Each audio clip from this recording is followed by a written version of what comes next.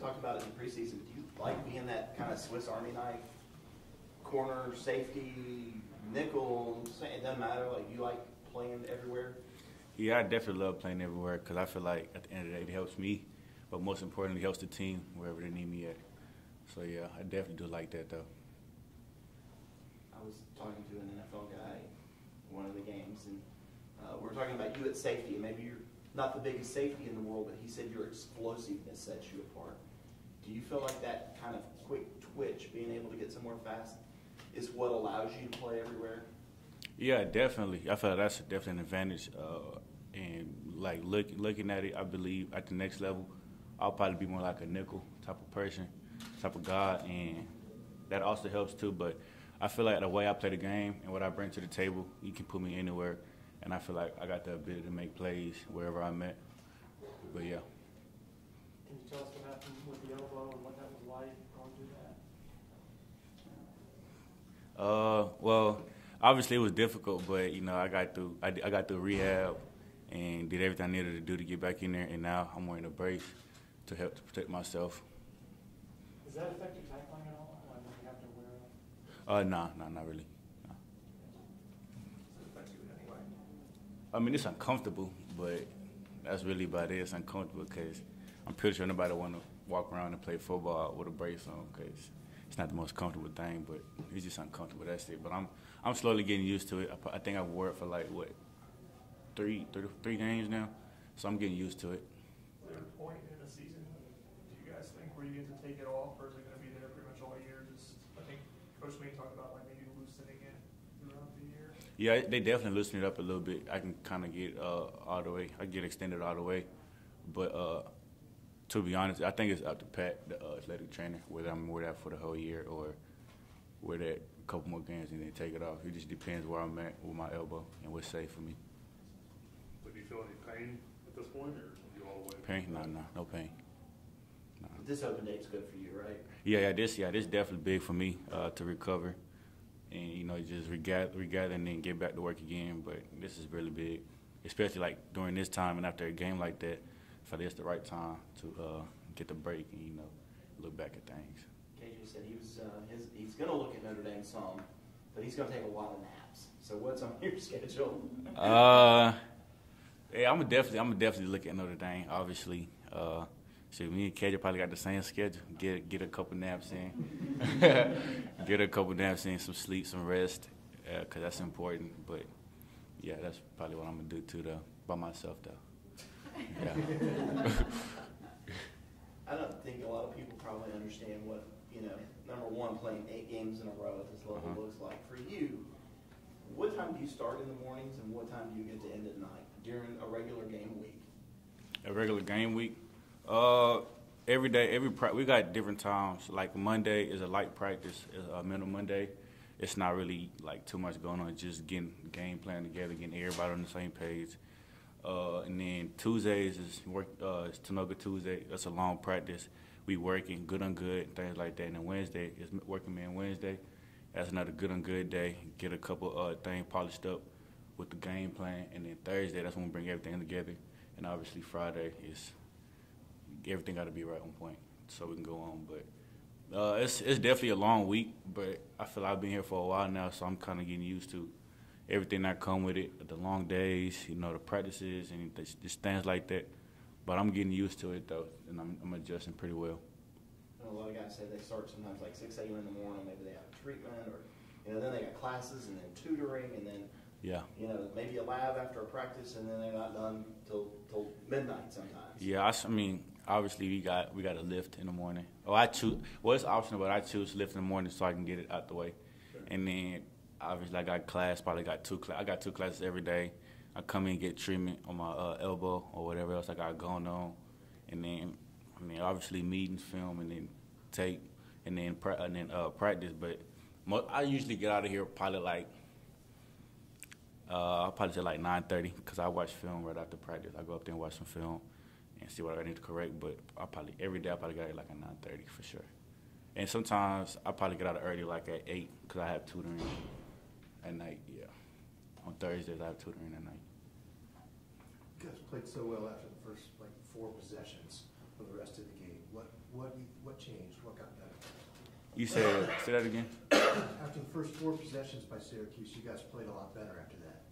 I felt like we was, some of the stuff they had got on us, I feel like we was beating ourselves, and we just giving it to them. And we just had to come back to the sideline, calm down. Obviously, how the game was going, emotions was high and things like that, but we just had to come down and just adjust and then just fix a couple things because we knew we was the better team. They're a good team, but we knew we were just shooting ourselves in the foot at the moment, and we just needed to calm down and, just do the adjustments and then just go in and play football.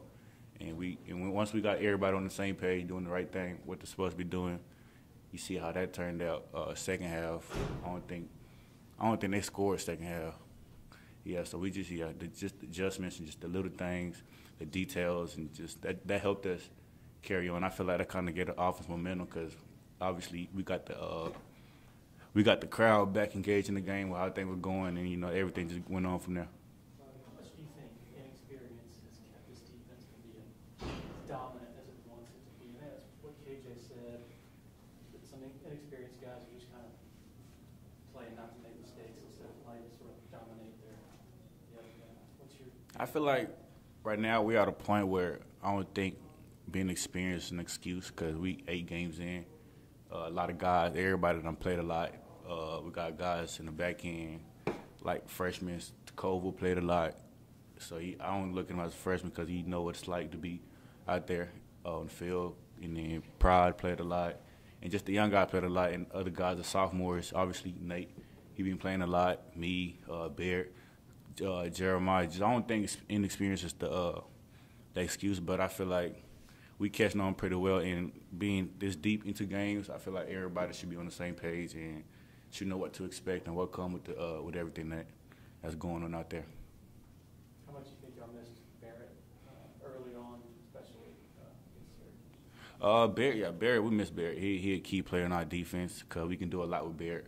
We can put him in the middle or outside the box and just things like that, and then put it in different packages. But we definitely miss Barrett a lot because he a leader in the back end. Barrett, he would probably tell you he helped me a lot out there when I'm out there. Smart guy. He know what he's doing. He know what everybody's doing. But Barrett and I been out there. We missed him definitely for sure. What was your personal assessment of the secondary from Saturday? Say that again. The personal assessment from the secondary on Saturday. What you mean, like personal assessment? What were your takeaways from the performance? From our I felt like we did pretty good. I don't know like the stats and everything, how many passing yards they had and things, but I feel like we didn't really give up big plays or anything like that. We was all on the same page, cause people who say things outside about our secondary and things like that, but we just blocked that out and just kept working, put our head on, just kept working. But it was a lot going into this game and what they do, and it took a lot of communication, to have everybody on the same page. So I feel like we handled that this game pretty well, and as you seen, we didn't really have any big plays, explosive. And all the plays they got were good plays, like the one they caught on Sherry, one they caught on me. Should have stayed inside, and I feel like we just shooting ourselves in the foot. We just gave them those plays. We didn't really earn them. We just gave them to them. What do you think it's going to take in preparation this week before Notre Dame to play for good football? Obviously, it's going to take a lot of focus, a lot of studying, and I feel like it's a good thing now that we have this bye week. We got a lot of time, and we can watch more film and then just work on what we need to work on. But it's going to definitely take a lot of focus because they're a good team, and just once again, just have everybody on the same page. I feel like that's something we kind of lack sometimes, but that's communication, have everybody on the same page. But I feel like if we got everybody on the same page on the defense, then I feel like we're really dominant for real on the D-line, linebackers, and in the back end. But it's going to take a lot of focus from everybody to lock in and get up there and watch a lot of film so you know what to expect and so you can be in position to make plays. Are there any questions on Zoom for Andrew? Any other questions in here? You almost said a pick six. Play, wish you had that one. Man, I ain't gonna lie. I usually let plays go after they happen, but that's one play I wish I can get back and do it all over again. I promise you I'm catching it. I'm scoring on that play. But I don't know. I really honestly I know how I dropped the pass. 'Cause I tried to catch it with my chest instead of putting my hands out, and it didn't work out well for me. But next time I learned from that, so next time I guarantee that I'm gonna catch it next time. And if I get the same opportunity, I'm gonna score. Is it at all anything from brace, like you're trying to get your body instead of your hands because extending, or? Yeah, and to be honest with that whole play, to be honest, like the play was like so plastered. I didn't expect the quarterback to throw the ball because I was like literally, I felt like I was the receiver running the route, how I was guarding him, and I was not expecting the quarterback to throw, but he threw it, and I seen the ball. I tried to jump it and catch it with my chest, but then I dropped it. Yeah, and I dropped it. So yeah. Do you feel like there's still time for this defense to establish itself as, one of the greats, one of the dominant groups that it was sort of talked about being coming into the season? Yeah, definitely. I feel like we still haven't reached our full potential on the defense side of the ball. Because as y'all know, we got dogs everywhere on the field. Our D-line is awesome, wonderful. They're pretty good. And I feel like it's still a lot of work needed to be done for us to reach our full potential. And I feel like, in a couple games here, we're going to put everything all together with our defense playing good and obviously our offense been scoring a lot. So having that too, we're going to be able to dominate teams and play how we supposed to play like Clemson. All right. Thank you, Andrew. Yeah, appreciate it.